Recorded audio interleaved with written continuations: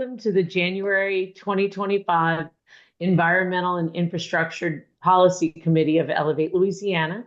Today, we'll be hearing from Logan Burke with Alliance for Affordable Energy and Colleen Jarrott with Hinshaw and Culbertson, who will be taking on the pros and cons of carbon capture together.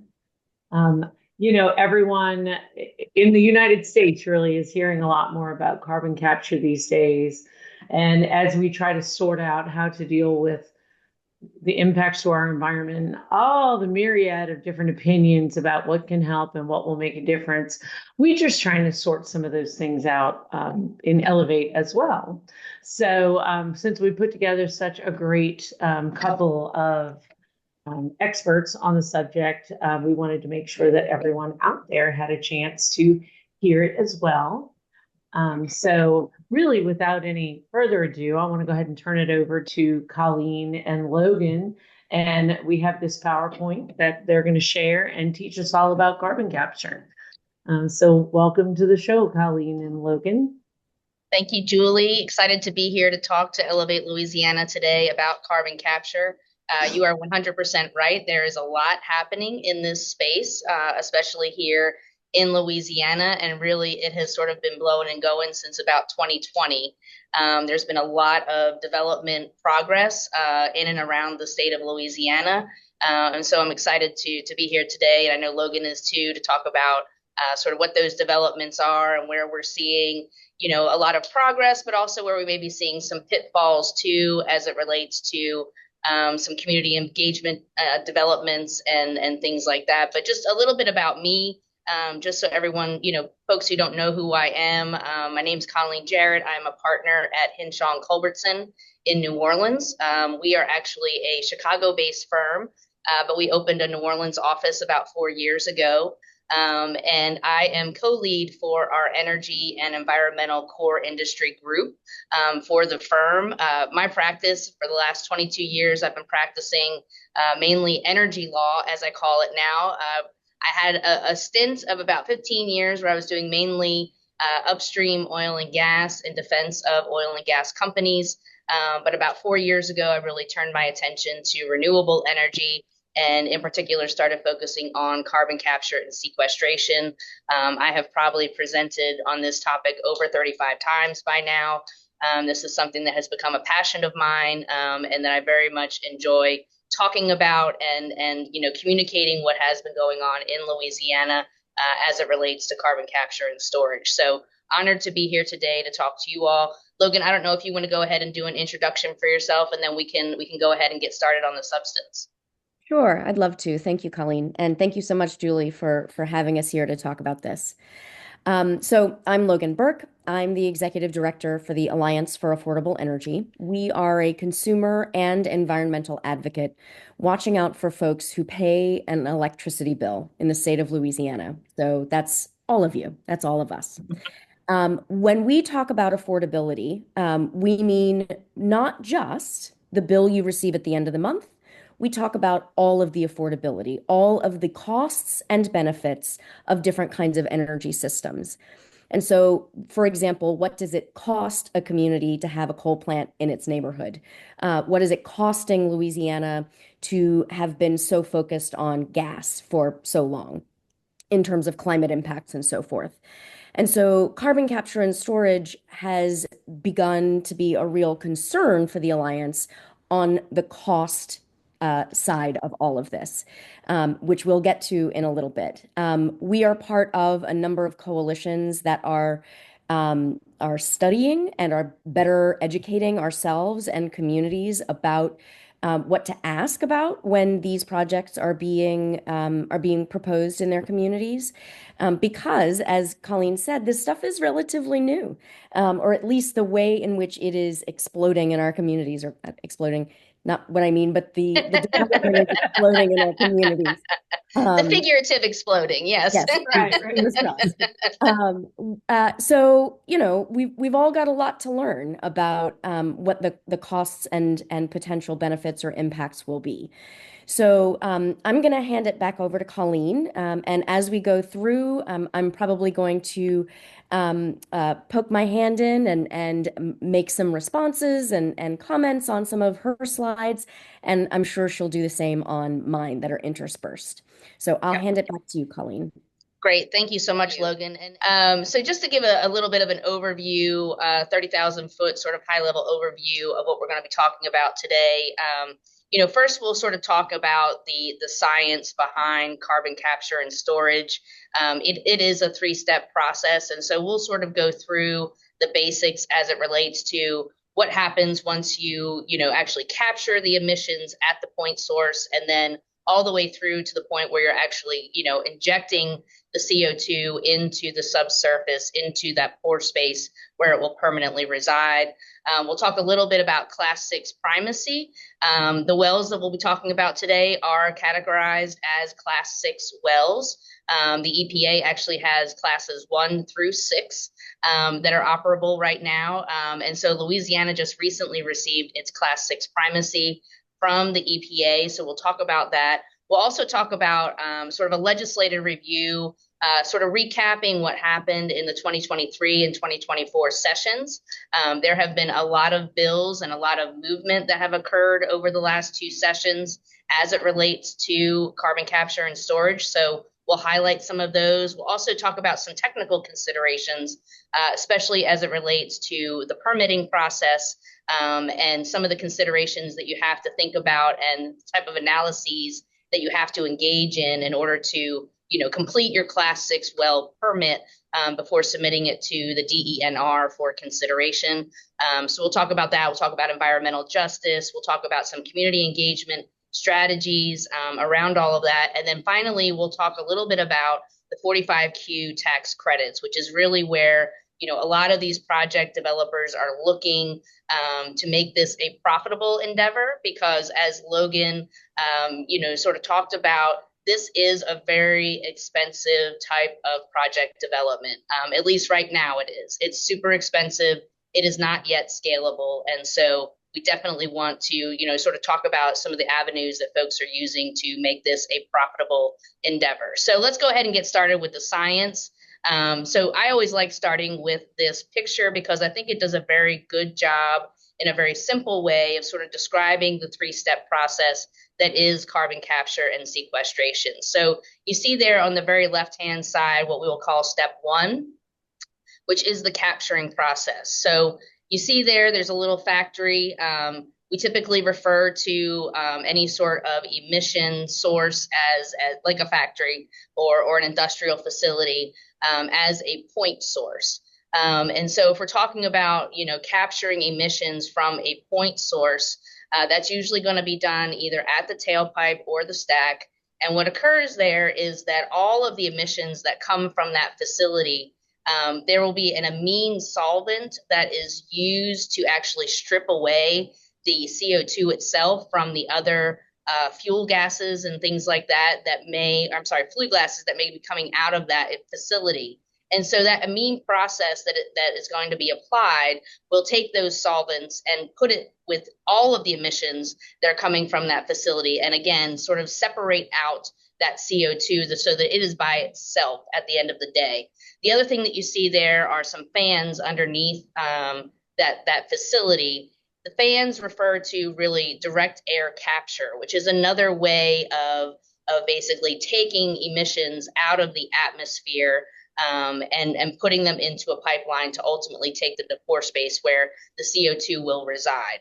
So there you have 2 different types of capturing, if you will. You've got the point source from the industrial facility, and then the other version is through using these huge industrial fans. I mean, they are sometimes, multiple stories high, multiple stories wide, and they're usually out in the desert somewhere, taking the CO2 directly from the air itself.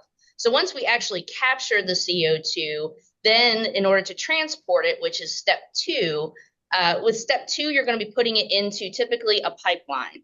And here in Louisiana, we have, thousands of miles of pipeline that are already existing, which makes us, sort of an attractive place to do these carbon capture projects, because a lot of that pipeline, even though right now it is really suitable to transport oil or gas, a lot of those pipelines will probably have to be retrofitted with some sort of sleeve inside in order to transport the CO2 itself. But those pipelines are existing, and so issues with rights of way and things like that would be a little bit less here in Louisiana. You'd probably still have some concerns and maybe laying some new pipelines if need be. But really, here in Louisiana, we have a fantastic network of pipelines already in existence, which makes it somewhat, easy to transport it from the point source to the actual pore space. So in Louisiana, we also have the Green Line, which is currently in litigation.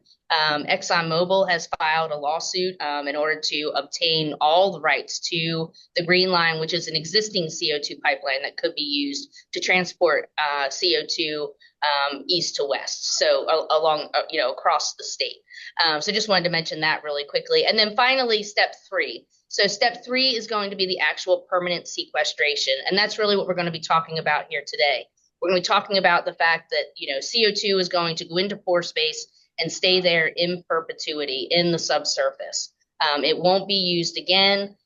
There is another form of carbon capture and sequestration known as enhanced oil recovery, which the state of Louisiana has been engaging in for the last 3 or 4 decades, usually up in the Haynesville Shale, and that's where you inject CO2 into a particular oil and gas formation in order to promote production.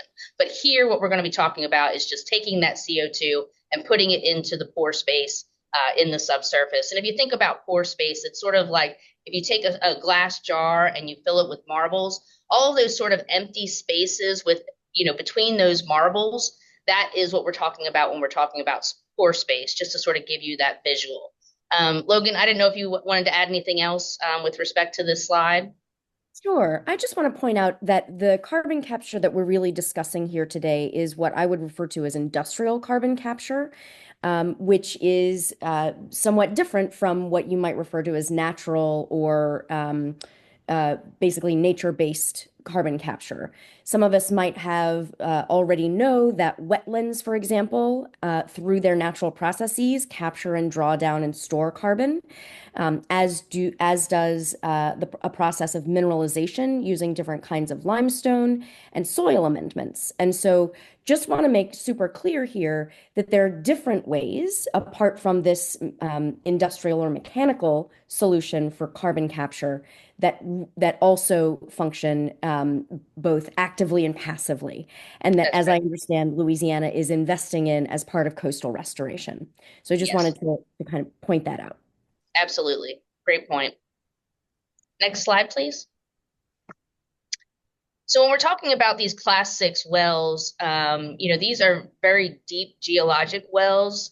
Just to give you an idea of how deep they are, if you took the Empire State Building and inverted it and then multiplied that by 5, that's about how deep these wells are. They're going to be 5,000 to 10,000 feet into the subsurface. They're going to go well past any sort of sources of usable drinking water and groundwater. It's going to be going down, very significantly into the subsurface. This is the first time that Louisiana has engaged in any sort of class 6 well program, and so it was a very big deal that the EPA provided primacy to Louisiana to actually, govern and administer and monitor and make sure that these carbon capture projects are safe within the state of Louisiana. So the fact that we received primacy in February of 2024 was a very big deal. And so now the Louisiana Department of Energy and Natural Resources, they are the governing body that will not only review the permit applications and ultimately grant those applications, but they will also be the ones to continually monitor these wells and make sure that these wells are safe for the communities in which they are placed. Next slide, please. Just want to say one thing. There's very few of these class 6 wells currently in operation in the country, and only a handful of states have primacy, which is what Colleen was talking about in terms of the right to permit these wells. And over the last number of years, what we have seen, and one of our concerns, is about what happens after a higher rate of injection. Basically, what we've seen in a number of these cases around the world is once you reach beyond about 1 million to 1.5 million metric tons a year, that rate, there has often been seismicity or surprising geologic changes that the developers hadn't expected. And so just want to point out that while we are really glad that there are lots of protections around these Class 6 wells, this is something that we are looking out for and making sure that the Department of uh, uh, Energy Energy. and natural resources. Yes, Yeah. thank you, thank you. They changed that name again. That they're looking out for that kind of thing. Go ahead. Yes, and that's definitely the case. I mean, this is a situation where the state is very concerned and wants to make sure that obviously we don't have another Bayou Corn situation where there was a sinkhole that occurred back in 2012 because there was a brine vault that essentially imploded, for lack of a better word, and created a lake within the Bayou Corn area up by the Geismar and Gonzales areas in the river parishes. So that is definitely something that is top of mind for DENR, and that's why they are making sure that these permit applications are definitely scrutinized to the best of their ability and making sure that there aren't any sort of issues that occur, from an environmental standpoint or from a human impact standpoint with respect to these wells. So very good point, and I know that DENR is definitely on top of that. So let's talk a little bit about our pore space and reservoir capabilities here in Louisiana, because this also makes us very attractive as a location for having these projects, especially from a geologic standpoint.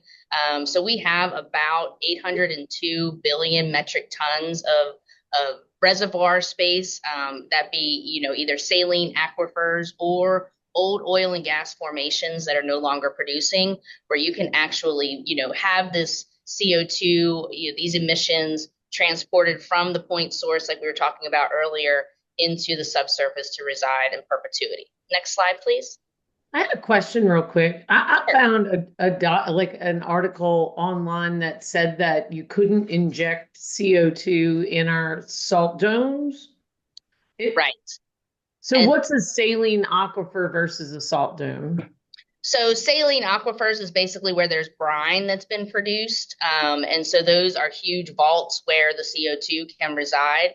The reason why they're staying away from the salt dome issue is because of what happened in Bayou Corn. So they definitely don't want, that sort of situation to resurface or to become an issue again.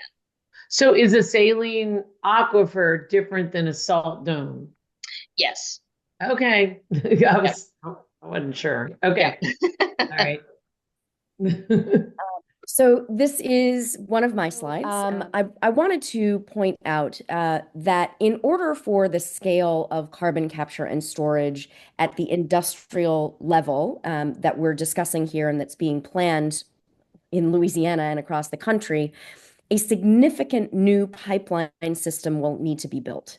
And it is a very large scale of a pipeline system. The thing in particular that we are watching out for is these very large pipelines. So as we are looking at, so this slide right here comes from a Princeton net zero report that was really influential in the Biden administration's development of their CCS plans and programs.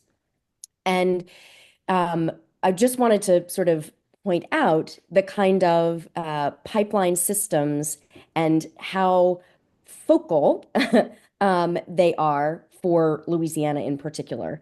As you can see, the kind of trunk lines that are being planned, in large part to Colleen's point, basically wind up in our state or in our neighboring state in Texas, largely because of the scale of aquifer that geologists say is available for this injection. These pipelines cannot be just simply a reuse. And the kinds of trunk line size that we are hearing would be built and that are recommended for the scale of build out would be 30 to 45 inch in diameter pipelines. So they're very large.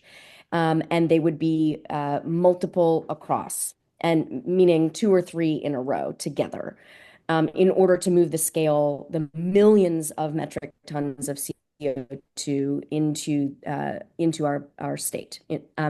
So just wanted to point out sort of what it would mean over the next few decades to build out this trunk line plan. So does this mean that not only our own CO2 emissions will be going into our ground, but other people's? Oh, I didn't understand that. Okay. And I guess Yeah.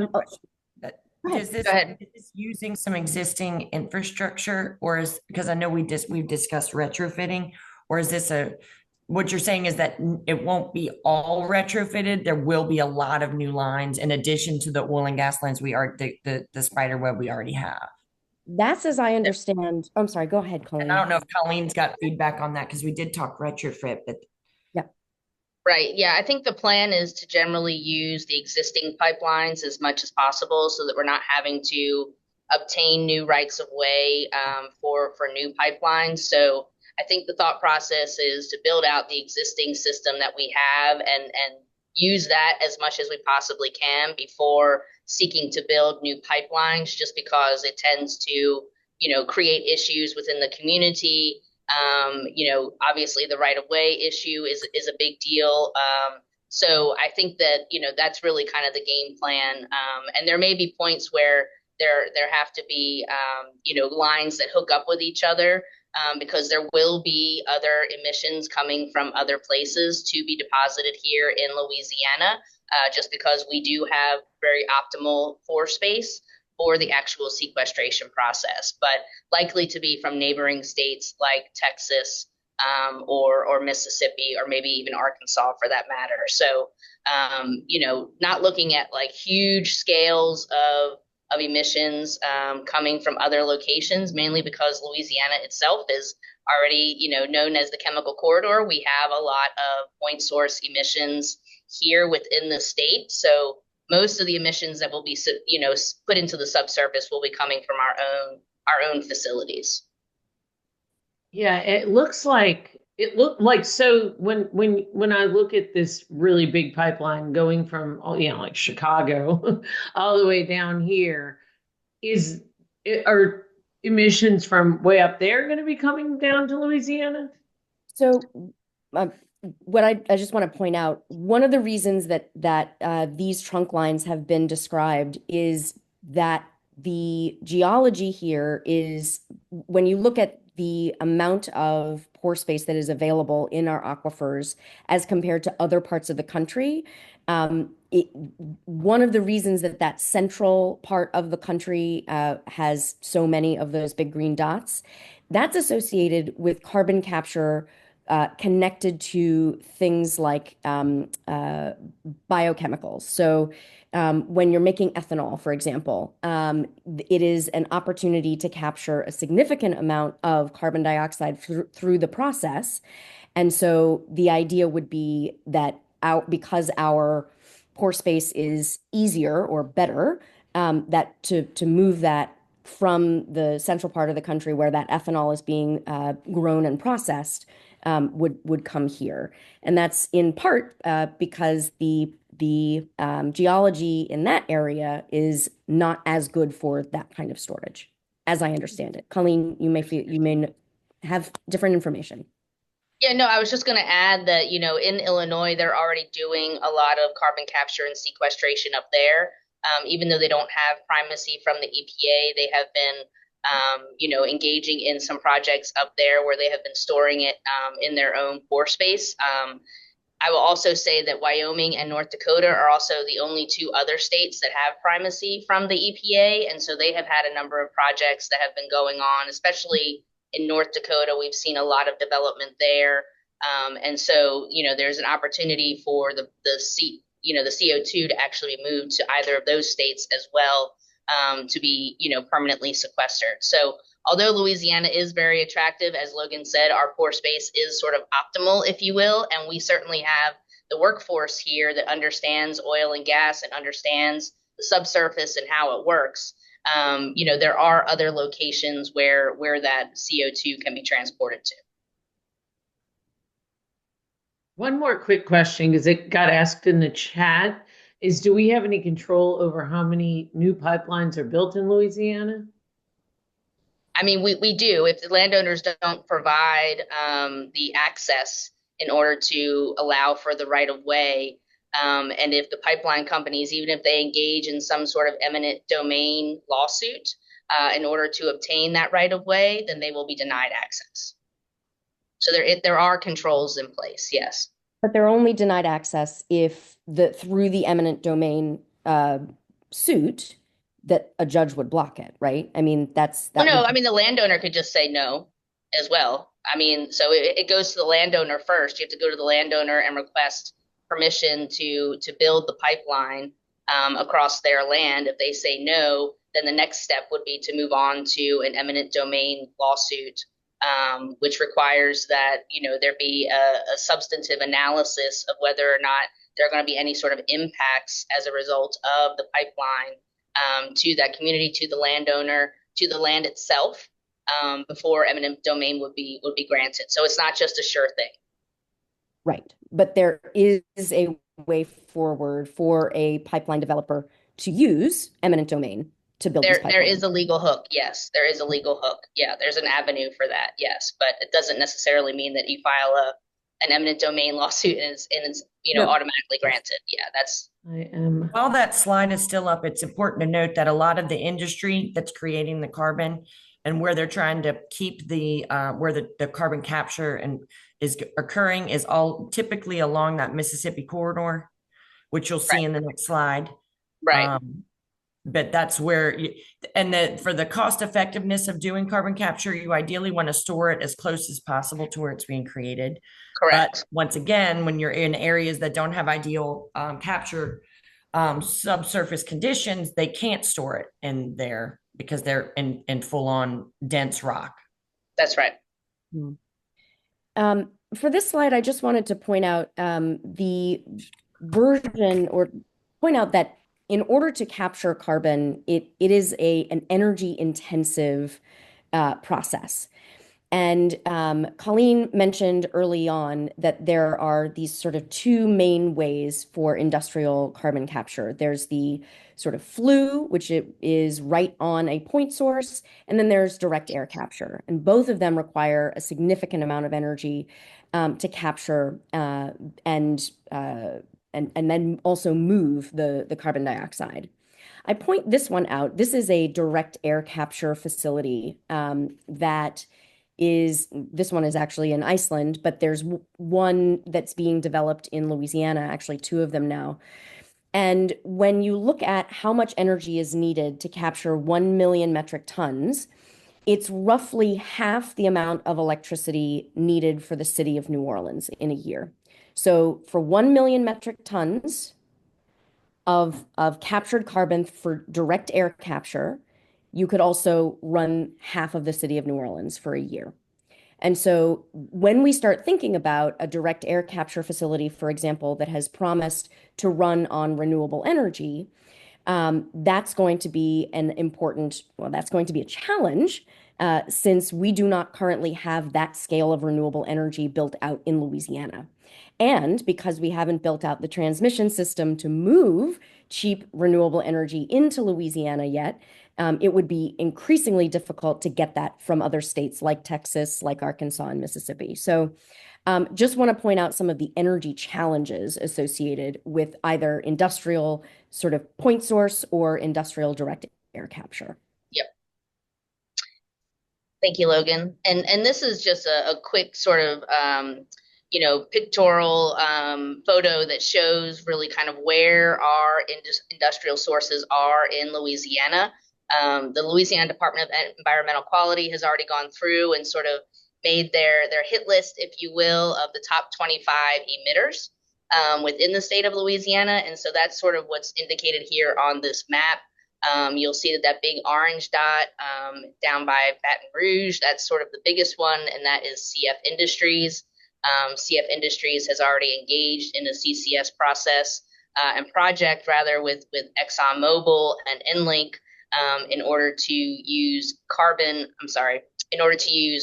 CCS as well as hydrogen in order to kind of make it more of a renewable process. But just wanted to put this picture up there just so you could see sort of where the main point sources are within the state of Louisiana. And you'll see most of them are kind of along, I-10 down there to the southern part of the state, even over there in Lake Charles to the west of us. So next slide, please. All right, so Louisiana's primacy application, it was originally submitted in April of 2021. It was then again revised about 2 years later. We did receive primacy from the EPA in February of 2024. I will let you know that the grant of primacy is currently being contested in the Fifth Circuit Court of Appeal here in New Orleans. There is a lawsuit that was filed by two environmental groups. This was probably back in March of 2024 that they filed this lawsuit, basically saying that the EPA did not follow the proper procedures pursuant to the APA in order to grant primacy to Louisiana. That case is currently set for oral argument actually next week on February 4th at 1 o'clock p.m. So I plan to attend that oral argument to learn more about, where the parties stand on these issues, but did just want to let y'all know, and we talked about this a little bit before, that primacy has been granted and Louisiana is the third state to receive that from the EPA. Next slide. And this, I wanted to provide just sort of an overview of the current Class 6 applications that are pending before the Louisiana Department of Energy and Natural Resources. We have about 30 right now that have been filed and deemed administratively complete by the DENR. Those applications are currently in abeyance. I think everyone is sort of waiting to see what the Fifth Circuit is going to do with this lawsuit. Obviously, if primacy is found to have been improperly granted by the Fifth Circuit, that's going to put a big monkey wrench into the development of a lot of these projects. It's then going to have to go back to the EPA. It'll probably get appealed up to the Supreme Court. So we'll have to wait and see what happens there. But I think the EPA did pretty much everything that they could to make sure that they did follow the APA. They had multiple public hearings. They accepted over, I think, 4,000 comments from people relating to the primacy application. So we'll see what happens. But right now, this is sort of the database, if you will, of applications that are pending in the state of Louisiana. And this map here, oh, sorry, Logan, go ahead. Yeah, I wanted to, in full transparency, the Alliance is also part of that lawsuit. And one of the reasons that we participated in this is about our concerns that our Department of Energy and Natural Resources is not prepared to manage and monitor and approve these wells. That's based on having seen the lack of oversight for a lot of our existing abandoned and orphaned wells in our state. And so just wanted to be very upfront with everyone that we are part of that and that our concern is about the ability of our state to actually implement this and have the expertise to do so safely. Yeah, and the DENR, just to sort of add on to that, they have hired a lot of staff to handle these applications as they come in.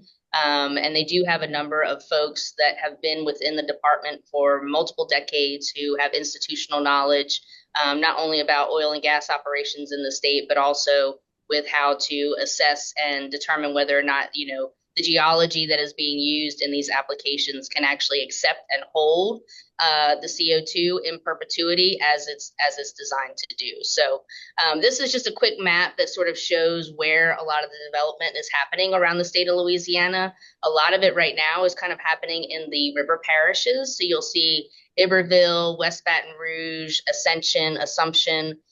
Those are places where there has been a lot of activity in acquiring pore space in order to really sequester the CO2 forever. There has been some development as well in the west and obviously northwest part of the state too. But really right now, the big focus is on the river parishes.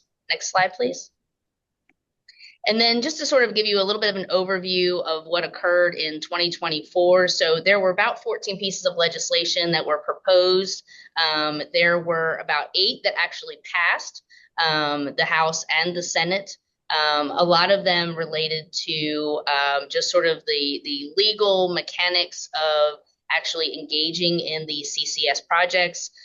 For instance, the legislation created the ability to do unitization for CCS projects, which would require that there only be a consensus of 75% of the landowners where a project may be developed.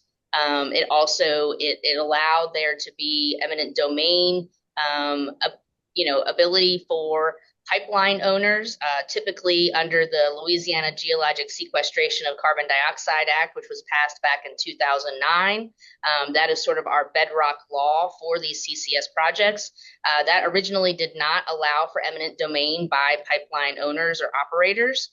It only allowed for eminent domain to acquire pore space itself. And now the law has been amended to allow pipelines to use eminent domain as well. So that's something that is very new and has just become law as of June of 2024. There are also a couple of tweaks about landowner liability.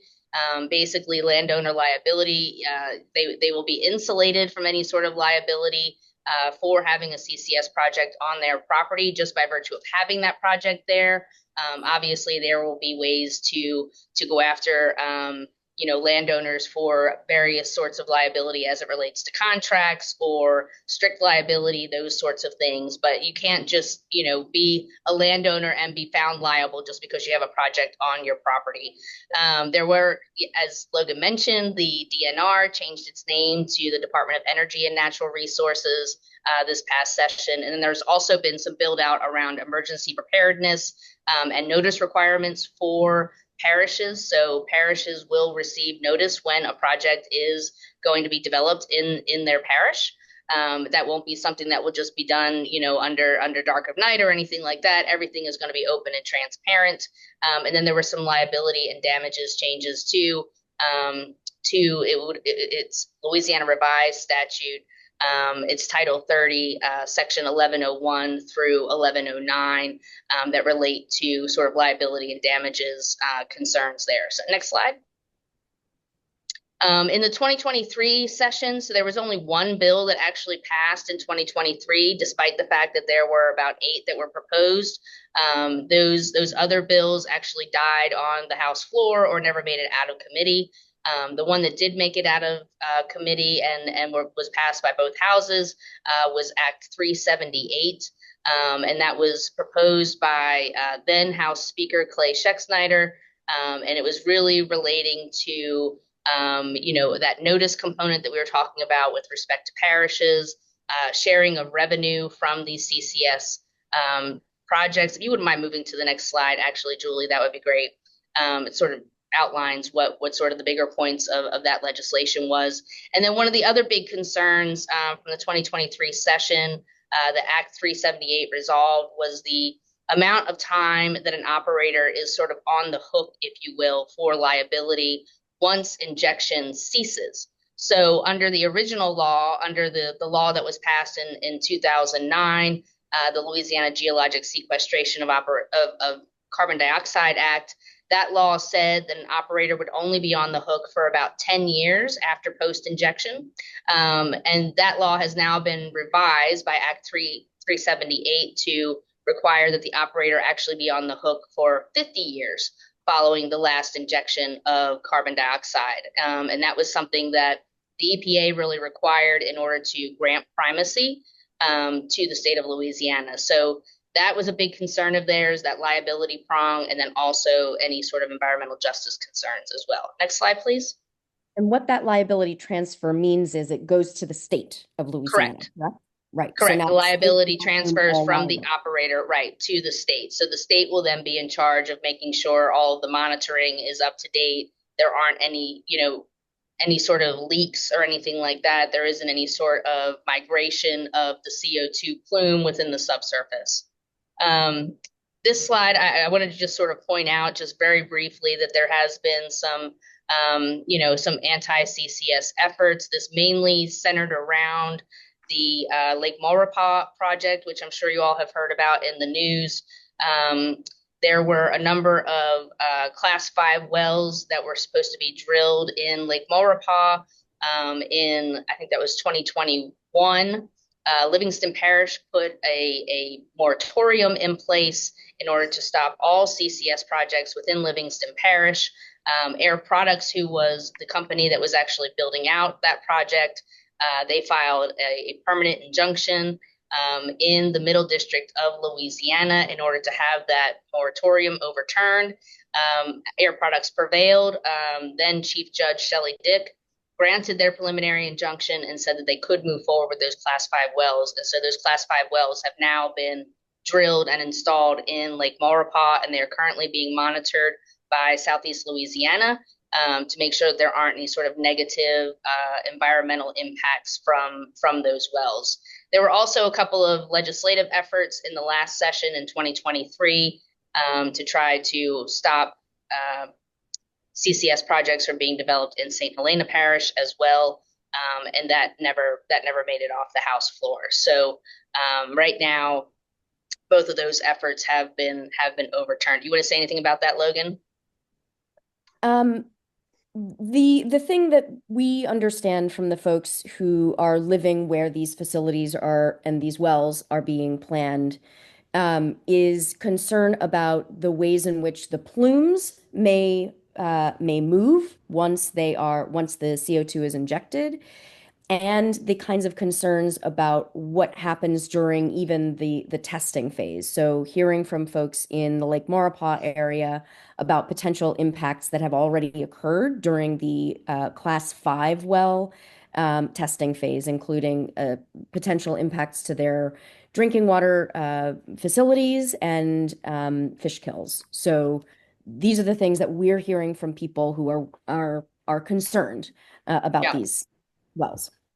And I will say one thing. Can it move? Can it move?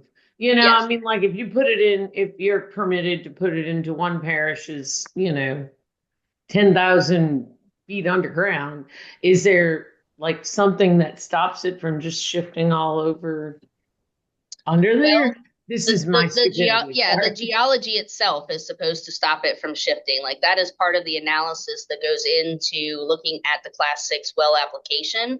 Is part of what you have to submit in your application materials is modeling that shows where the plume will be over time. And that modeling is supposed to show whether or not there will be any sort of subsurface migration as a result of, just natural processes that happen.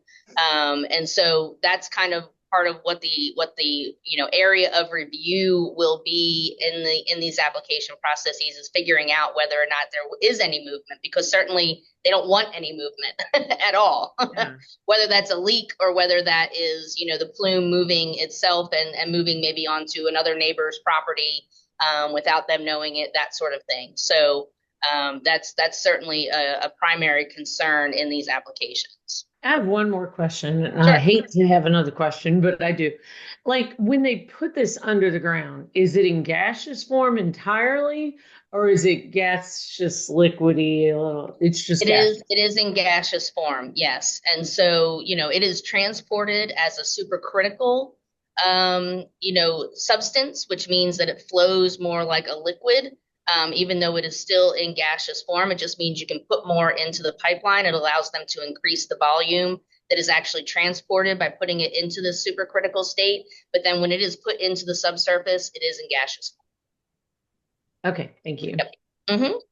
So permitting considerations real quick. I just wanted to provide this information to y'all in the event that your companies are thinking about maybe doing a permit application, or you're just curious about it. The form that will be used is the UIC 60 CCS form, and that's going to be found on the DENR's website. These permits were originally overseen by Steve Lee, who was the head of injection and mining at DENR. Unfortunately, Steve just retired last week.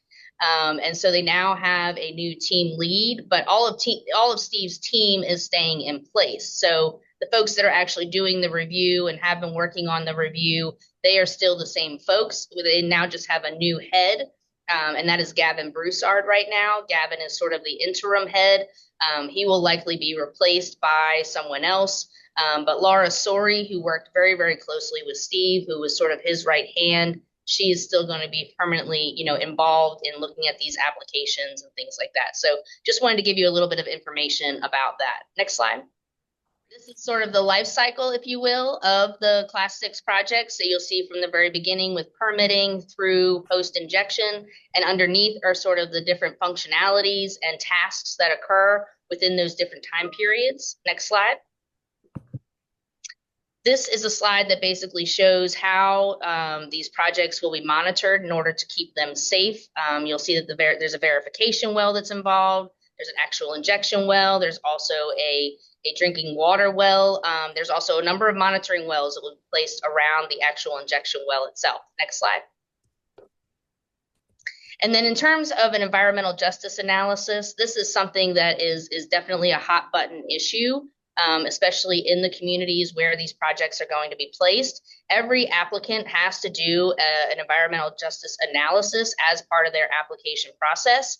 The DENR just recently set up an exemplar application, if you will, that provides responses to the EJ questions that have to be responded to in the application process itself. So that is very helpful to folks that are interested in filing a Class 6 well permit application. They will be able to use that exemplar as a way to assist them with sort of moving through the 7-step process. The EPA also has a screening tool that's also very helpful and is on their website. Next slide. This is more just about the EJ screen tool for the EPA itself. It is somewhat helpful, but unfortunately we don't have any sort of like bright line rules as it relates to EJ. It's a little bit of an amorphous kind of concept still, but getting better. Next slide. These are some of the public engagement strategies, and I know Logan's probably going to have a lot to say about that, so I will let her talk about that if she wants to, when we get toward the end of the presentation, but just wanted to pinpoint some of the public engagement strategies that have been somewhat successful with communities where these projects are being developed. Next slide. This is more of the same on the public engagement strategies, just the idea being you should start early. You really want to develop that level of trust with the people in the community. Say what you're going to do, be transparent, and do what you're going to say. Those are really the big keys. Next one. Next slide.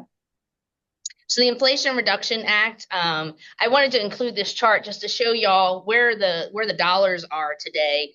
So you'll see for the permanent sequestration prong, you can get up to $85 per metric ton for sequestered CO2, and that's for permanently sequestered CO2. Something to keep in mind is that there is a base rate of $17. So in order to get up to the $85, you actually have to engage in current minimum wage standard requirements. And then you also have to have an apprenticeship program where about 20 or 30% of your workers have to be within an apprenticeship program that is basically set forth by the DOE and the IRS in order to get up to that $85 limit. And then for EOR, for that enhanced oil recovery, you can get up to $60 per credit per metric ton. Next slide. I wanted to just mention about the 45Q. The way in which it works is really as much as a production tax credit. And by that, I mean, it actually creates an incentive to produce more CO2 in order to capture it. And what I mean, the reason this is important for the work that we do around energy and electricity is it actually encourages a power generator to run a power generation station more than it would otherwise need to in ways that are not economic in order to capture the value of CO2. The other concern that we have is if the 45Q currently is uncapped, there is no limit to which, other than years, that says, a company can no longer secure dollars from the 45Q or total amount. Some analysis done by a woman who was working in the Biden administration in the agency under DOE that was developing and designing these programs, has done some analysis that points out that if it remains uncapped, just for the power sector, the 45Q could cost U.S. taxpayers $3.6 trillion. And so this is incredibly concerning if we're just going to add CCS to existing power plants rather than move to non-polluting resources. We're really going to be putting a lot of money towards something that is not actually going to solve our climate crisis. I have a question, just trying to understand the overall flow of money. So to build an injection well, they have to pay the state so much, and a portion of that might go to the locals. And then when they get it under the ground, the federal government kind of reimburses them through this program. So once the construction starts on the facility, that's where you develop the tax liability, and that's when the tax credits actually come into play. So as long as you have constructed your facility by 2032, you will be able to be eligible for these tax credits. And really the whole purpose of CCS, and ultimately we want to reduce the temperature of the universe, not the universe, but of the planet. And then also, the other idea is to meet the net zero carbon emissions by 2050 as well.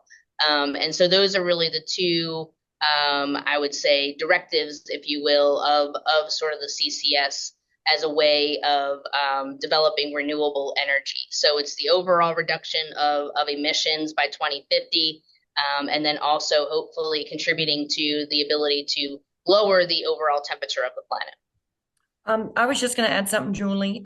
One quick question was, and I had the same one, Barbara asked about 45Q. What does that mean? What is Q? Yeah, it's just the section of the IRS tax code. Okay. That's what it relates to. Okay. Secondly, another comment that came up was whether or not what the state's plan is for reducing carbon capture, or not reducing carbon capture, but reducing carbon that's produced with all along the industrial corridor.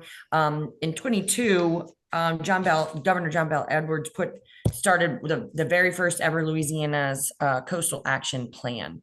That being Climate said, that was in 22.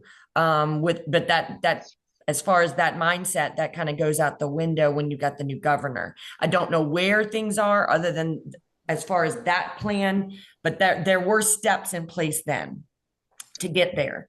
And so as far as this, so I just wanted to answer those questions that were in there. So this is just a slide that kind of talks about the changes that happened to the 45Q tax structure with the passage of the Inflation Reduction Act in November of 2022. So, extension of the actual construction period, as well as additional, per metric ton dollars added to each tax credit.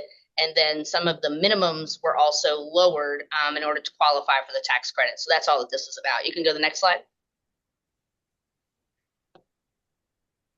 And again, this is just more discussion about the base rate and how you're able to kind of move it from the $17 amount up to the $85 per metric ton for permanent sequestration. Also a discussion as to what you can actually do with some of the tax credit money, whether you want to do direct pay or whether or not you want to transfer those to a third party. Next slide.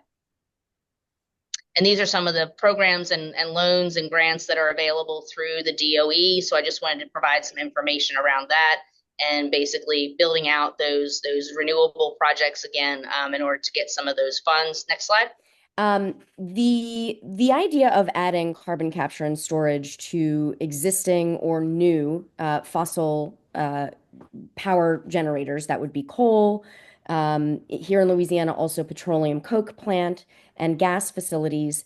It's a relatively new use case for CCS globally. There are only a handful of them currently operational, one in Texas and one in Saskatchewan. Those are the two that have been operational the longest. I think there are maybe two more that have come online in the last year in China. The challenge that we've seen with these, though, is that they aren't actually capturing and delivering as much CO2 as they had been designed to do.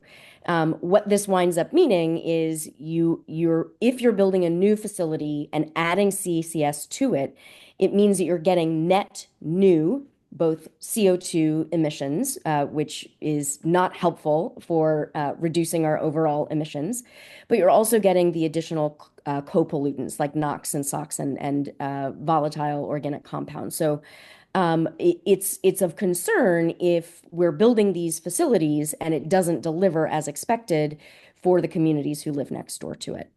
We can go forward. The other challenge here is that there are a number of gas plants that are being proposed in Louisiana that would be CCS or hydrogen ready. Those would be, again, new facilities that would have technology that would allow them to eventually either capture the carbon or co-fire hydrogen. It is almost certain that if indeed they were to co-fire hydrogen, that would be coming from a blue hydrogen facility, which is also effectively methane reforming that captures carbon during that process, which is an expensive process.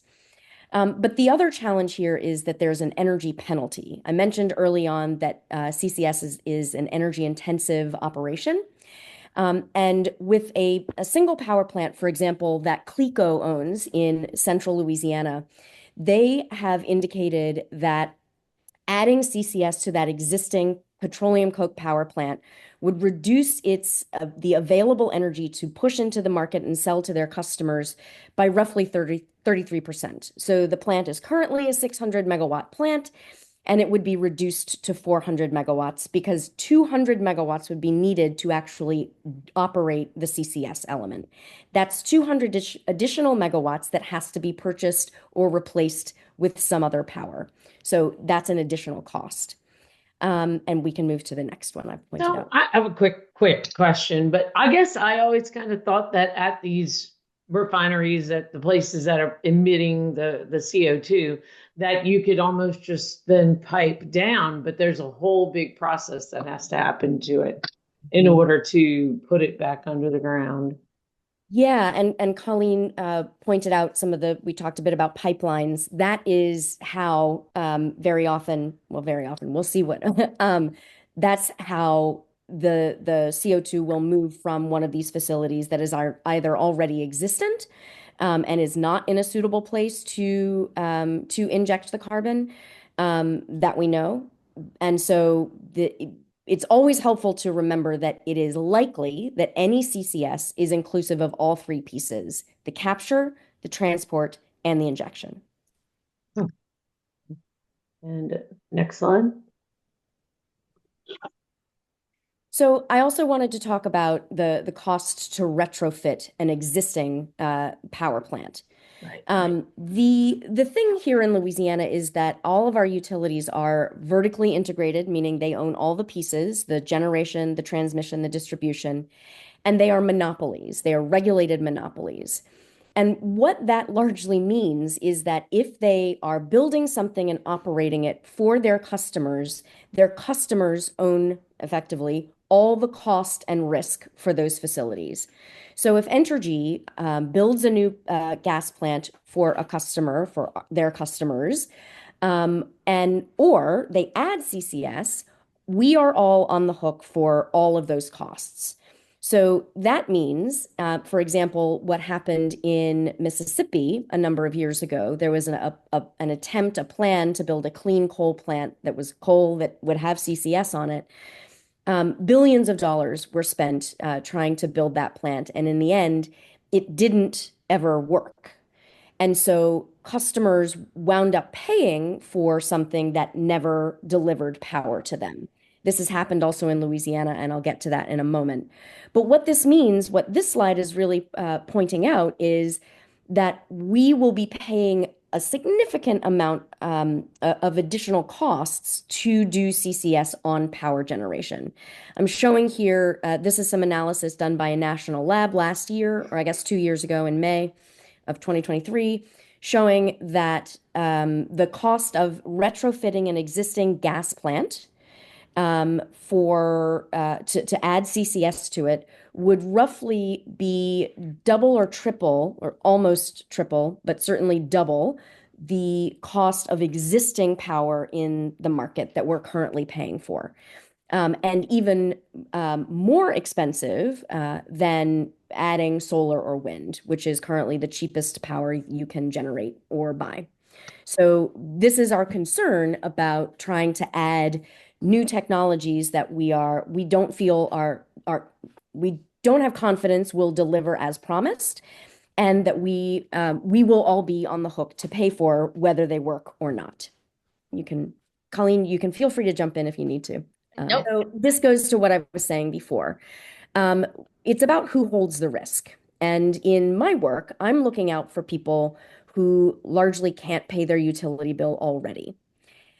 Our concern is that if Entergy or CLECO or any of our regulated monopoly utilities are given the go-ahead by the Public Service Commission or the New Orleans City Council, for that matter, to invest in carbon capture and storage, and it underperforms, or even if it performs as expected, those are significant new costs that we will all be on the hook for. And so, and then even if, for example, the demand goes away, so let's imagine there is a large customer who leaves, or a significant population shift, that will shift more of that risk to residents and businesses who are already carrying those costs. This has happened in Louisiana, similar to Mississippi, a handful of years ago, when Entergy spent over $300 million on a new power generator that they wound up abandoning. The Public Service Commission allowed them to recover $200 million for something that never delivered a kilowatt hour of power. And so we are still paying for that. So that's why we feel that the decisions made about this kind of technology must come with very high scrutiny. And I'll stop there. And my only caveat to that is that I think it depends on who the sponsor is of the project, right? If we're talking about Entergy, yes, it's probably going to be the customers, the ratepayers that are going to be on the hook. But if you're talking about ExxonMobil or Chevron or something like that, they're going to be using a lot of their own CapEx to pay for these facilities, in addition to other funds from other partners in these projects. So I think it really depends on who you're talking about that's actually developing the specific project. That's a great point. Now, look, Colleen, Logan, thank you so much for sharing this information with us today. I mean, there's so much to it, and so much that, I didn't understand, and I'm certain that a lot of the women on our call today didn't understand. And for all of you that are listening, and you're also like, wow, didn't know. Thank you so much for sharing your time with us today. If you're interested in these types of policy talks, check us out on Ellevate Louisiana's website, where you can learn more about our events, our policy committees and advocacy efforts, and how to join. That website is ellevatela.org, ELLEVATELA.org. We hope to see you again soon on this video podcast, as we're excited about kicking it off again this year. Thank you for tuning in, and we'll see you next time. Thank you so much.